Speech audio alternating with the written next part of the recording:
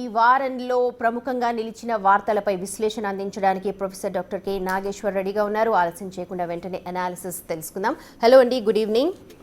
ఇవాళ ఉదయం నుంచి కూడా లేటెస్ట్గా స్టార్ట్ చేద్దామని ఇవాళ ఉదయం నుంచి కూడా fire Storm, American fire Storm మొత్తం కూడా చుట్టేసింది.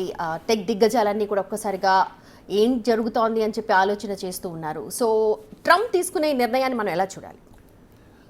డెఫినెట్గా ఇది ఇండియా పైన ఎక్కువ ప్రభావం చూపుతుంది. ఇప్పుడు దాంట్లో మనకు అర్థం కావాల్సింది అంటే చాలా కన్ఫ్యూజన్ ఉంది, మిస్ ఉన్నాయి. అంటే ఫుల్ ఆర్డర్ చదివిన వాళ్ళు చాలా తక్కువ మంది. ఇప్పుడు రకరకాల న్యూస్లో రకరకాలుగా వస్తుంది. ఫస్ట్గా మనం అర్థం చేసుకోవాల్సింది, ఇది ఆల్రెడీ అమెరికాలో H1B వీసాల పైన పనిచేస్తున్న వారికి అప్లై కాదు. సో వారు మళ్ళీ రిన్యూ చేసుకోవాలనుకున్నా, మళ్ళీ ఫ్రెష్గా అప్లై చేయాలనుకున్నప్పుడు వర్తిస్తుంది. ఇప్పుడు as of today H1B visa పైన అమెరికాలో పనిచేస్తున్న వారు అలాగే పనిచేయచ్చు. వాళ్ళు అప్పుడు మాత్రమే ఈ చర్చ మళ్ళీ మొదలవుతుంది. అప్పటి వరకు ఉంటుందా ఉండదా తర్వాత సంగతి. సో అప్పుడు ఇప్పటి వరకు అయితే వాళ్ళ వీసా క్యాన్సిల్ కాదు, వాళ్ళ వీసా రివోక్ కాదు, వాళ్ళేం ఇప్పుడు $1,00,000 కట్టాల్సిన అవసరం లేదు. రెండవది, ఇది అందరికీ H1Bలో ఉన్న ప్రతి ఒక్కరికి వర్తించాలని రూల్ ఏం లేదు. సెక్రటరీ హోమ్ల్యాండ్ సెక్యూరిటీ కనుక మినహాయింపు ఇవ్వచ్చు. అంటే ఫలానా వ్యక్తికి H1B వీసా ఇవ్వడము US నేషనల్ ఇంట్రెస్ట్లో అవసరము, అమెరికా జాతీయ ప్రయోజనాలకు, అలాగే అమెరికా సెక్యూరిటీకి వెల్ఫేర్కు ప్రమాదము లేదు అనుకున్నప్పుడు ఇవ్వచ్చు. ముఖ్యంగా defence industry, science, technology, engineering, mathematics research, stem research, health care ఇలాంటి వాటిలో ఎగ్జామ్షన్స్ ఇచ్చే అవకాశం ఉంది. ఇది రెండవది. ఇక మూడవది, బయట ఉంటే మాత్రం, అంటే ఇప్పటికే H1B వీసా మీరుండి అమెరికా ఆవల ఉంటే, అంటే వెకేషన్ కొరకో లేదా బిజినెస్ కొరకో ఇప్పుడు ఇండియాకు వచ్చి ఉంటే మాత్రం ఛాలెంజ్ ఎదుర్కొంటారు. అందుకే మీకు మైక్రోసాఫ్ట్, అమెజాన్, JP మోర్గాన్ వీళ్ళందరూ తమ ఎంప్లాయీస్ అందరినీ అమెరికా వదిలి వెళ్ళకూడదని H1Bలో ఉన్న వాళ్ళను ఆల్రెడీ ఇండియాలో ఇతర దేశాలు ఉంటే వెంటనే రమ్మని ఆదేశించారు. కానీ వెంటనే వెళ్ళడం సాధ్యం కాదు. ఎందుకంటే మన ఇండియన్ టైం ప్రకారం రేపు ఆదివారం సండే సెప్టెంబర్ 21 9:30 AM నుంచి ఇది వర్తిస్తుంది. సెప్టెంబర్ 21 9:30 AMకు అమెరికా రీచ్ అయ్యే అవకాశమే లేదు ఆ వార్త చూసిన తర్వాత. అందుకే ఇమ్మిగ్రేషన్ లాయర్ చెప్పేది, ఇండియాలో ఉన్న వాళ్ళు ఎవరైనా ఆల్రెడీ H1B వీసా మీద ఉన్న వాళ్ళు వెకేషన్ కొరకు బిజినెస్ పని మీదనో ఇండియాకు వస్తే వాళ్ళు తిరిగి వెళ్ళటానికి ఇబ్బంది అవుతుంది. ఎందుకంటే ఈ రిస్ట్రిక్షన్ వర్తిస్తుంది కనుక. ఇక అందువల్ల ఇలా చాలా మేస్తున్నాయి దీంట్లో. ఇక అందువల్ల మనకు అర్థం కావాల్సింది, డెఫినెట్గా ఇది ఇండియన్ పైన ఎక్కువ ప్రభావం. ఎందుకంటే ఈ H1B వీసాలలో ఉన్న వాళ్ళలో 72% ఇండియన్స్. ఎందుకంటే దీనికి ఇప్పుడు మన తర్వాత next Chinese 12 to 13%. So around 12-13% Chinese ఉన్నారు. 72% ఇండియన్సే కనుక హైయెస్ట్ ఇంపాక్ట్ అయ్యేది ఇండియన్స్. అందులో కూడా ఎవరు ఇంపాక్ట్ అవుతారు అంటే, ఇప్పుడు ట్రంప్ పాలసీ ఉద్దేశం అమెరికాకు ఎవరు రాకూడదు అని, ఎవరు పనిచేయకూడదనే ఉద్దేశం కాదు. అమెరికాలో అసలు H1B వీసా ప్రోగ్రాం పెట్టింది అమెరికాలో ఈ మ్యాన్ పవర్ గ్యాప్, ఏ రంగాల్లోనైతే హైయెస్ట్ టెక్నికల్ కాంపిటెన్స్ ఎక్స్పర్టీజ్ ఉన్న రంగాల్లో మ్యాన్ పవర్ షార్టేజ్ ఉన్నది ఫిలప్ చేయడానికని ఈ ప్రోగ్రాం పెట్టారు. అంటే స్టెమ్ కోర్సెస్లో స్టెమ్ జాబ్స్ చేసేటండి, సైన్స్, టెక్నాలజీ, ఇంజనీరింగ్, మ్యాథమెటిక్స్. కానీ కాలక్రమేణా ట్రంప్ వాదన ఏంటంటే దీన్ని ఆర్టిఫిషియల్గా వేజెస్ సప్రెస్ చేస్తానికి వాడారని. ఇప్పుడు అమెరికన్ కామర్స్ సెక్రటరీ మీకు ఫాక్స్ టీవీకి ఇచ్చిన ఇంటర్వ్యూ చూశాను నేను. అందులో ఆయన వాదన ఏంటంటే, ఎవరేజ్ అమెరికన్ సాలరీ $75,000 ఉంటే ఈ H1B వీసా మీద వస్తున్న వాళ్ళు $66,000 కూడా ఉన్నారు. అయితే అందరూ అలా ఉన్నారని కాదు. ఇప్పుడు 70% ఆఫ్ H1B వీసాలు వచ్చిన వాళ్ళు లెస్ దెన్ $100,000 $1,00,000 లోపే 100K లోపలే ఉన్నవారని బ్లూంబర్గ్ రీసెర్చ్ చెప్తోంది. ఓకే. అందువల్ల కొద్ది మందికోమో హెవీ శాలరీస్ ఉన్నాయి, కానీ అత్యధిక మందికి ముఖ్యంగా ఎఫెక్ట్ అయ్యేది వాళ్ళు ఎవరంటే ఫ్రెష్ ఇంజనీరింగ్ గ్రాడ్యుయేట్స్, అక్కడ MSc H1B వీసా పైన జాబ్ చేసేవాళ్ళు, ఈ కన్సల్టెన్సీ ఫార్మ్స్ ద్వారా వెళ్ళి జాబ్ చేసేవాళ్ళు, ఎందుకంటే వాళ్ళకు ఎక్కువ భాగము కన్సల్టెన్సీకే వెళ్ళిపోతుంది. రెండవ అలాగే ఈ ఎర్లీ కెరీర్లో ఉన్న వాళ్ళు ఎఫెక్ట్ అవుతారు. Higher level, middle and upper higher level ఉన్నవారు ఇమీడియట్గా ఎఫెక్ట్ కారు, ఎందుకంటే 100K ఫీజు వేసినా స్టిల్ వాళ్ళకు కూడా ఒక ప్రాబ్లం వస్తుంది. ట్రాన్స్ఫర్ అయినప్పుడు ప్రాబ్లం వస్తుంది జాబ్. అలాగే ఒక కంపెనీ నుంచి మరో కంపెనీ పోవాలంటే ప్రాబ్లం వస్తుంది. వేజ్ రివిజన్స్లో ప్రాబ్లం రావచ్చు, ప్రమోషన్లో ప్రాబ్లం రావచ్చు. సో ఛాలెంజెస్ ఉంటాయి. ఇమీడియట్గా జాబ్ పోకపోవచ్చు, కానీ జాబ్ అంటూ పోతే మళ్ళీ జాబ్ రావడం చాలా ఛాలెంజింగ్. ఇప్పుడు మీరు అన్నారు స్టార్టింగ్లో ఇది ఒక కన్ఫ్యూజన్లో ఉన్నారు, ఇంకా ఏంటి అని అసలు ఏంటి ఎవరికి ఎఫెక్ట్ అవుతుంది అంటే పలానా వాళ్ళకని ఇప్పుడు మీరు చెప్పారు. ఇది ఇలాగే కంటిన్యూ అయితే అమెరికాకి నష్టం జరిగే అవకాశం లేదంటారా? అమెరికాకు డెఫినెట్గా నష్టం జరుగుతుంది. ఎందుకు నష్టం జరుగుతుంది అంటే average American doesn't work at this salary. So మీకు ఒకటి ఆ టాలెంటెడ్ మ్యాన్ పవర్ అమెరికాలో లేరు, ఉంటే వాళ్ళ మనల్ని ఎందుకు తీసుకుంటారు. రెండవది ఏంటంటే ఇండియన్స్ పైన ప్రేమతోనో అభిమానంతోనో అమెరికన్ కంపెనీస్ మనల్ని తీసుకుంటారు. మనం we're providing cheap labour to them. So అందువల్ల ఇండియన్స్ అప్పుడు H1B వీసా హోల్డర్స్ కాక వాళ్ళని అమెరికన్ వర్కర్స్తో ఫిల్అప్ చేయాలంటే సాలరీ బిల్ పెరిగిపోతుంది, వేజ్ బిల్. అందువల్ల అమెరికన్ కంపెనీస్కు అన్వయబుల్ అవుతుంది. అమెరికన్ కంపెనీస్ ప్రాఫిట్ మార్జిన్ దెబ్బతింటుంది, అమెరికన్ కంపెనీస్ ఎకనామిక్ గ్రోత్ దెబ్బతింటుంది. ఆల్రెడీ అమెరికా స్టాగ్ఫ్లేషన్ అంటారు, ఎకనామిక్ స్టాగ్నేషన్ ఉంది, ఇన్ఫ్లేషన్ ఉంది. అంటే అమెరికన్ కంపెనీస్కు బిజినెస్ కాస్ట్లీ అయిపోతుంది. సో అది మొదటిగా వచ్చేటువంటి ఛాలెంజ్. అలాగే టాలెంటెడ్ మ్యాన్ పవర్ దొరకకపోవచ్చు కూడా కొన్ని రంగాల్లోనైతే. సో బేసిక్ లెవెల్ జాబ్స్లో దొరకవచ్చు, కానీ హయ్యర్ లెవెల్ హైలీ స్కిల్డ్ వాళ్లకు దొరికే అవకాశం లేదు. అందువల్ల ఇప్పుడు దాన్ని మిస్యూజ్ చేయకుండా కూడా ఆర్డర్స్ ఇచ్చారు. అంటే ఇప్పుడు H1B వీసా పైన రప్పించి పని చేయకుండా ట్రావెల్ వీసా పైనను, బిజినెస్ వీసా పైనను వాళ్ళని రప్పించుకొని పని చేయించుకునే అవకాశం ఉంటుంది కనుక అలా చేస్తే సీరియస్ యాక్షన్ తీసుకుంటామని కూడా హెచ్చరించారు. సో అందువల్ల కంపెనీస్ కూడా వాళ్ళ బ్యాలెన్స్ షీట్ కూడా ఇంపాక్ట్ అవుతుంది. ఇది ఇప్పుడు మీరు అన్నారు ఆల్రెడీ వాళ్ళు ఇన్ఫ్లేషన్లో ఉన్నారు, వాళ్ళు భరించే స్థాయిలో లేరు, అండ్ అవర్లీ బేసిస్ మీద మన వాళ్ళతో కంపేర్ చేస్తే వాళ్ళకి ఖచ్చితంగా ఇంత పేమెంట్ అంటూ ఇవ్వాలి. అందుకనే చీప్ లేబర్ కింద మన వాళ్ళని ఇప్పటిదాకా ఇన్నేళ్ల నుంచి తీసుకొని వెళ్ళారు. ఇప్పుడు అక్కడ ఎఫెక్ట్ అవుతుందని తెలియకుండానే ఇలాంటి నిర్ణయం తీసుకున్నారు అనుకోవడానికి ఎఫెక్ట్ అవుతుందని తెలుసు, కానీ it's a fight between politics and economics. Politics ఏంటి, అమెరికాలో వైట్ అమెరికన్ ఎంప్లాయీస్లో అన్ఎంప్లాయ్మెంట్ పెరుగుతుంది. ఇప్పుడు లాస్ట్ జూలై అన్ఎంప్లాయ్మెంట్ డేటా చూస్తే హైయెస్ట్ లెవెల్స్ ఆఫ్ అన్ఎంప్లాయ్మెంట్ ఉంది, ఆ జాబ్ క్రియేషన్ లో లెవెల్లో ఉంది. సో అందువల్ల అక్కడ వాళ్ళలో అసంతృప్తి పెరుగుతోంది. ఆ అసంతృప్తి వల్లనే ట్రంప్కి ఓట్లు వేశారు, వాళ్ళంతా Trump voters. So political necessity రీత్యా చూస్తే ఈ మెజర్ అవసరం, సింబాలిక్గానైనా. అంటే చూడు, ట్రంప్ మా ఉద్యోగాల పరిరక్షణకు పనిచేస్తున్నారు. మొదట్లో వాస్తవంగా ఇది లో స్కిల్ జాబ్స్ మెక్సికో మీద పడ్డాడు, ఫస్ట్ ఇండియా మీదకి మొదలు రాలే. మెక్సికన్స్ అంతా అమెరికా జాబ్స్ తీసుకెళ్ళిపోతున్నారని అప్పుడు చర్చ జరిగిందంటే మెక్సికన్ చేసే పని వైట్ అమెరికన్ చేస్తారా?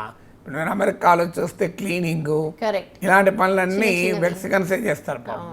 సో మీకు ఆ మెక్సికన్ చేసే పని వైట్ అమెరికన్ చేయరు కదా, లో లెవెల్ జాబ్స్, లో పేడ్ జాబ్స్ అన్నారు. ఇప్పుడు ఆ లో లెవెల్ జాబ్స్ అన్నీ కాదు, ఇప్పుడు హై లెవెల్ జాబ్స్ బయట వాళ్ళు తీసుకెళ్ళిపోతున్నారని.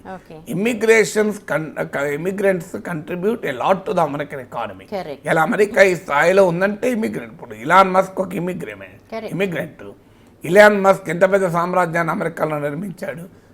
అఫ్ కోర్స్ ఇలాన్ మస్క్ ఆ సామ్రాజ్యాన్ని నిర్మించడంలో అమెరికాలో ఉన్న బిజినెస్ ఈకో సిస్టమ్, అమెరికాలో ఉన్న ఎంటర్ప్రెన్యూరల్ వాల్యూస్ ఉపయోగపడచ్చు.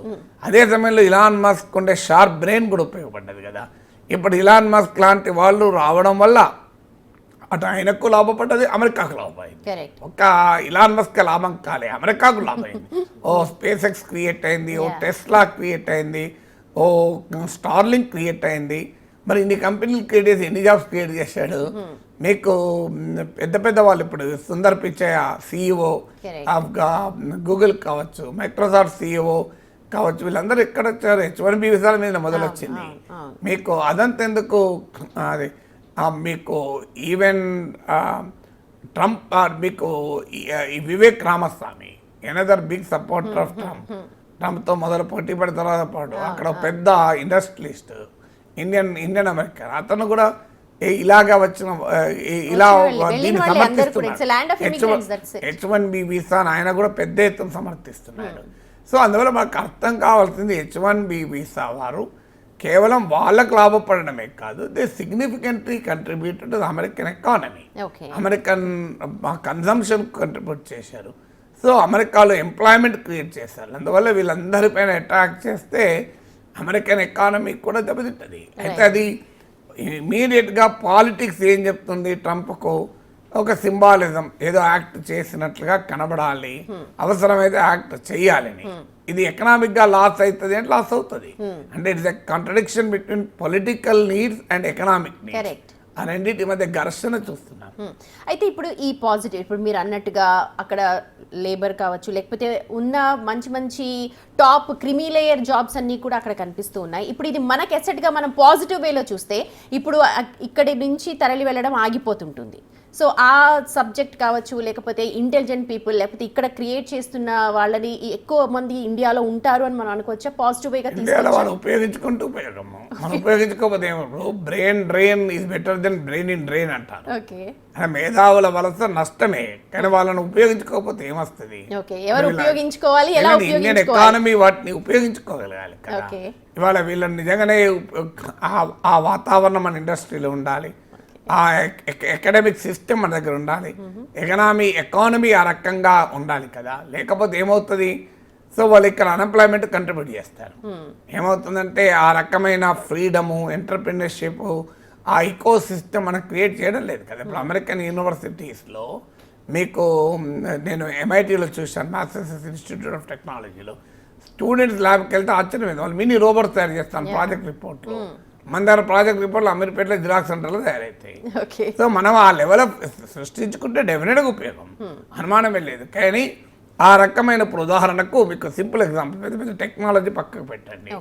ఒక గొప్ప సింగర్లు 4 అమెరికాలో ఉన్నారు, వాళ్ళు అమెరికాలో సెటిల్ అయిపోయారు, అక్కడే పాటలు పాడుతున్నారు. సో మనం వాళ్ళను అమెరికా ఎలగొట్టింది అనుకుంటాం, H1B వీసాలో వెళ్ళి వాళ్ళు సింగర్ పాటలు పాడుతున్నారు, సంగీతం వినిపిస్తున్నారు. సో వాళ్ళు ఎలా ఉంటారు అనుకోండి, ఇక్కడ ఇండియాకి లాభం ఎప్పుడు ఆ సంగీతం వినటోడు లాభం, వినటో లేకపోతే వాళ్ళు ఏం చేయాలి? సో ఇప్పుడు ట్రంప్ తీసుకునే నిర్ణయంతో ఇప్పుడు మీరు అన్నట్టుగా ఇక్కడ ఉన్న క్యాపబిలిటీస్ కావచ్చు, లేకపోతే ఇంటెలిజెన్స్ అంతా కూడా ఇక్కడ వాడుకోవడానికి స్కోప్ ఉంది, ఇప్పుడు ఇక్కడ వాడుకునే అవకాశాన్ని కల్పించాలి. స్కోప్ అంటే ఇండియన్ ఎకానమీ ఎక్స్పాండ్ అయితే ట్రంప్ అవసరం లేదు కదా, మన వాళ్ళు వచ్చేస్తారు కదా. ఇప్పుడు ఈ మధ్య రివర్స్ మైగ్రేషన్ స్టార్ట్ అయింది, మీరు అమెరికాలో ఉండి ఇండియాలో రిటర్న్ రావడం కూడా మొదలైంది, మీకు ఆ ట్రెండ్ కూడా మొదలైంది. అల్టిమేట్లీ నీకు ఏది బెటర్గా ఉంటే అక్కడ ఉంటారు తప్ప ఒక ఫ్రీ ప్రపంచంలో నువ్వు ఎవరిని రిస్ట్రిక్ట్ చేయలేవు. అయితే ఇది ఇంకా ఎవాల్వింగ్ సిచ్యువేషన్. ఇప్పుడు H1B వీసాల మీద పని చేయించుకోకపోతే ఏం చేస్తారో కూడా చెప్పలేము. ఉదాహరణకు there is every possibility outsourcing పెరగచ్చు, దానిపైన కూడా ట్రంప్ ట్యాక్స్ వేస్తానంటున్నాడు, హైరింగ్ ట్యాక్స్ అని. ఇప్పుడు అక్కడ పని చేయించకుండా కన్నా ఇక్కడ పని చేయించుకోవచ్చు. ఇప్పుడు H1B వీసాలకు ఇబ్బంది అయితే ఇప్పుడు మన వాళ్ళు చాలామంది ఏదైనా కారణం రీతి ఇక్కడికి వస్తే వర్క్ ఫ్రమ్ హోమ్ చేస్తుంటారు వాళ్ళంతా. సో వర్క్ ఫ్రమ్ హోమ్ చేయించుకోవచ్చు, ఇప్పుడు అవుట్ సోర్సింగ్ చేయొచ్చు, ఇప్పటికే అవుట్ సోర్సింగ్ ఉంది. అమెరికన్ కంపెనీలకు మన వాళ్ళు చాలా పనులు కూడా చేస్తున్నారు. అమెరికాలో ఉన్న సూపర్ మార్కెట్లకు కూడా మన కాల్ సెంటర్లకు వెళ్ళి పనిచేయడం లేదా? సో అందువల్ల రేపు if you stop the human resource the work May shift. So వర్క్ను షిఫ్ట్ చేయడాన్ని ఆపితే వర్క్ షిఫ్ట్ కావచ్చు. వర్క్ షిఫ్ట్ని కూడా ఆపుతావా అంటే ట్రంప్ ఆపుతా అంటున్నాడు, మీరు వర్క్ కూడా షిఫ్ట్ చేస్తే మీ పైన ట్యాక్స్ ఇస్తా అని. కానీ అలాంటప్పుడు మరి వైబుల్ కాకపోతే అమెరికన్ బిజినెస్ ఏమవుతుంది? ట్రంప్కి అర్థం కావాల్సింది ఏంటంటే అమెరికన్ జాబ్స్ అమెరికా నుంచి వెళ్ళిపోవటానికి కారణం ఏంటి అనేది నాకు అర్థమైతలేదు. కారణం ఏంటి? అమెరికన్ క్యాపిటల్ లాభాల వేటలో ప్రపంచమంతా వెళ్ళింది. ఎక్కడ తక్కువ ఖర్చు ఉత్పత్తి చేయాలంటే అక్కడ ఉత్పత్తి చేయడం మొదలుపెట్టింది. చారిటీతో పోలేదు ఇవి. So unless American economy competitive అయి అమెరికన్ లేబర్ కాంపిటేటివ్ కాంతి నువ్వు వాళ్ళు ఎందుకు వెళ్ళారంటే వెళ్తారు నువ్వు. ఎందుకంటే క్యాపిటలిజంకి ఉండే లక్షణం ఏంటంటే కట్ త్రోట్ కాంపిటీషన్ ఉంటుంది. అంటే లాభాల వేటలో ఎక్కడికైనా వెళ్తారు, ఎక్కడ లాభం వస్తే అక్కడికి వెళ్తారు. సో వాళ్ళు వెళ్ళింది ఏదో ఇండియా అనుసరించడానికి రాలే, ఇక్కడికి చైనా అనుసరించడానికి రాలే. ఇలా ఎందుకు టెస్లా చైనాలో ప్రొడక్షన్ చేస్తుంది, ఎలాన్ మస్క్ కూడా మేక్ అమెరికా గ్రేట్ అగైన్ లాబీలో భాగమే కదా. ఎందుకు యాపిల్ ఇండియాలో చైనాలో వియత్నాంలో ప్రొడ్యూస్ చేస్తుంది?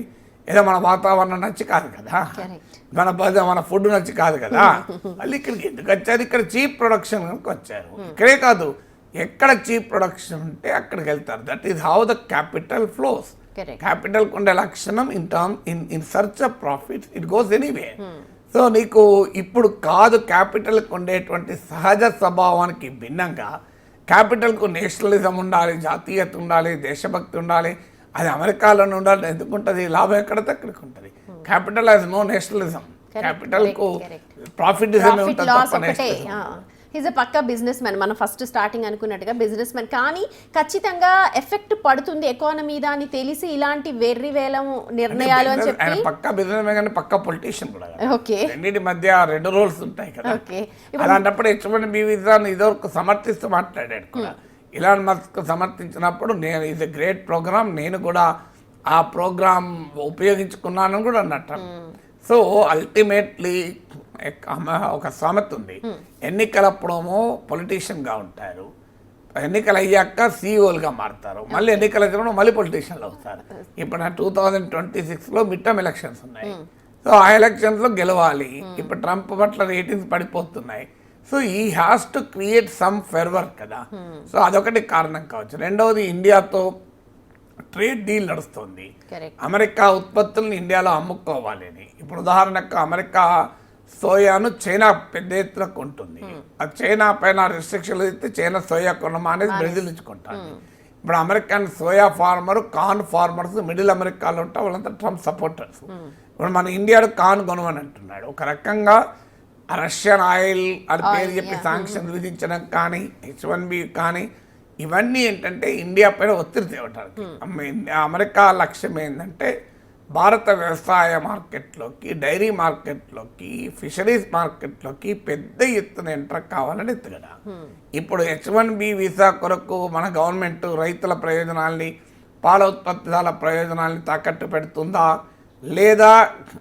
లేదు మాకు ఈ సెక్షన్స్ ముఖ్యమని నిలబడుతుందా, ఏదో ఒక రకంగా టెస్ట్ చేయడం, ఇండియా పైన ఆ ప్రెషర్ పెంచి ఇండియా ఏ రకంగా రియాక్ట్ అవుతుందని టెస్ట్ చేస్తున్నారు ట్రంప్. ఓకే, ఎలాంటి నిర్ణయాలు తీసుకోవచ్చు అంటారు? అంటే ఇండియా దగ్గర ఉన్న మన ఆప్షన్స్, ఐఎమ్ టెల్లింగ్ ఆప్షన్స్ ఏంటి యాజ్ ఎ అనలిస్ట్ ఏంటి? Extremely difficult. ఎందుకంటే ట్రేడ్ అనేది ఒక్క అంశం పైన ఉండదు, హండ్రెడ్స్ ఆఫ్ అంశాల మీద ఉంటాయి కనుక టీవీ ఛానల్లో కూర్చొని ట్రేడ్ డీల్ రాయకూడదు. Not the trade deal. India ముందు ఆప్షన్స్ ట్రేడ్ డీల్ ఆప్షన్స్ కదా. ఆప్షన్స్ అంటే ఇంకా వేరే ఏముంటుంది? ఆప్షన్స్ అంటేనే యూ హ్యావ్ టు ఎక్కడ ఇవ్వాలి, ఎక్కడ తీసుకోవాలి. ఇప్పుడు ఆల్రెడీ ఇండియా కొన్ని ప్రపోజల్స్, ఇప్పుడు కాటన్ పైన ఇటీవల ఇంపోర్ట్ డ్యూటీ ఎత్తేసారు. ఆల్మండ్స్, బాదం పిస్టాల పైన రెస్ట్రిక్షన్ తొలగించారు. హార్లీ డేవిడ్సన్, టెస్లా లాంటి లగ్జరీ వెహికల్ తగ్గించారు. అమెరికా నుంచి పెట్రోల్, గ్యాస్ ఎక్కువ కొంటాం, డిఫెన్స్ ఇంపోర్ట్ పెంచుకుంటామన్నారు. సో అందువల్ల it's a very complex negotiations.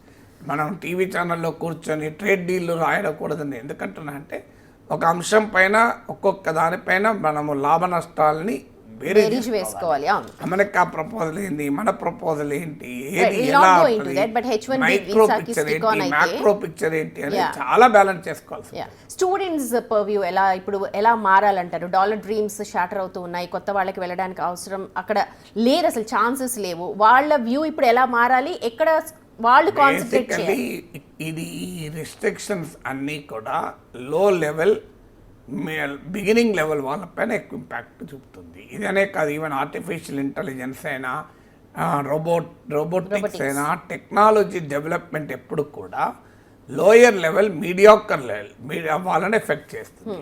Higher level ఉన్న వాళ్ళు ఎప్పుడు ఎఫెక్ట్ కాదు. అందువల్ల నీకు ఈవెన్ ఇప్పుడు ఈ ట్రంప్ విధించే ఆంక్షలకు కూడా హైలీ స్కిల్ హైలీ పేడ్ వాళ్ళని ఎంకరేజ్ చేసి లో పేడ్ వాళ్ళని డిస్కరేజ్ చేయాలనేది లక్ష్యం. సో టోటల్గా H1B ప్రోగ్రామ్ స్క్రాప్ చేయాలని కూడా మాగా లాబీ డిమాండ్ చేస్తుంది. కానీ H1B వీసా ప్రోగ్రామ్ స్క్రాప్ చేయడం సాధ్యం కాదు. సో అందువల్ల ఉద్దేశం ఏంటంటే దీన్ని నెంబర్స్ తగ్గుతాయి, కానీ highly skill highly paid highly talented highly competent work ఫోర్స్కు ప్రమాదం ఉండదు. వాళ్ళకి ఇంకా అపార్చునిటీ పెరిగినా ఆశ్చర్యం లేదు. కానీ లో లెవెల్ మిడిల్ లెవెల్ వరకు కూడా ఇంపాక్ట్ అవుతుంది. అంటే అందువల్ల స్టూడెంట్స్ అయినా నేను ఇదివరకు లాగా సెమీ కుక్డ్ హాఫ్ బాయిల్డ్ అయ్యి ఉద్యోగాలు సాధ్యం కాదు. Ultimately you should be highly skill. ఇప్పుడు ఆధునిక టెక్నాలజీస్లో ఆడుకోగలగాలి. You should be able to play with the modern technologies. అలా లేదు నేను రొటీన్గా ఇంజనీరింగ్ చేస్తానికి ఏదో ఒక చిన్న టూల్ నేర్చుకుంటాను, చిన్న సాఫ్ట్వేర్ నేర్చుకుంటాను, ఏదో కన్సల్టెన్సీ ఫామ్లో చేరుతాను, అందరు చేసే పని నేను చేస్తాను, నాకు ఇంత డబ్బులు వస్తాయి అనుకుంటా మాత్రం సాధ్యం. ఎందులో అయినా సరే ఎక్సెలెన్స్ ఉంటే తప్ప సాధ్యం కాదు. రైట్ అండి, థ్యాంక్ యూ సో మచ్ దీని మీద విశ్లేషణ అందించిన